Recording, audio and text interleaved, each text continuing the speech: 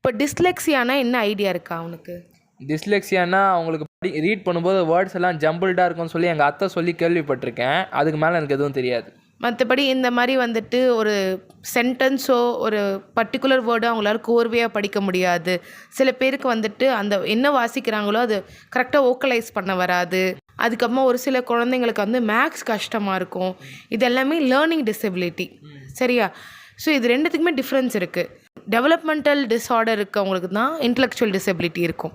இன்னொன்று வந்து லேர்னிங் டிசபிலிட்டின்றது வந்துட்டு ஒரு வேர்டோ ஒரு சென்டென்ஸோ இல்லை நம்பரோ கெட்ஸ் ஜம்பிள்ட் அப். அதை வந்துட்டு பிரித்து சொல்லி கொடுக்கறதுக்கு டைம் எடுக்கும். இப்போது நீ ஒரு சென்டென்ஸை இல்லை ஒரு பேராகிராஃபை வந்துட்டு ஒரு 5 மினிட்ஸில் முடிக்கிறேன்னா அந்த பசங்களுக்கு வந்து இட் டேக்ஸ் மோர் டைம்.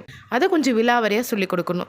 இதை பற்றி உங்கள் ஸ்கூலில் இது வரல எடுக்கலை, கரெக்டாக? ஆனால் நாங்கள் 90s கிட்டாக நான் இருக்கும் போது மேபி எங்கள் ஸ்கூல், நான் ஒரு வில்லேஜில் ஒரு ஸ்கூலில் படித்தேன். என் கூட வந்து 4th-லேருந்து 5th வந்து என் கூட ஒரு ஆர்டிஸ்டிக் சைல்டு வந்து படித்தாங்க. டிஃப்ரென்சஸ் இருந்துதான்னு கேட்டிங்கன்னா இருக்கும். பட் நாங்கள் அவ்வளோ ஒன்றும் என்ன சொல்கிறது, அந்த பசங்களை இது பண்ணாத மாதிரி எங்கள் டீச்சர்ஸ் பார்த்துக்கிட்டாங்க.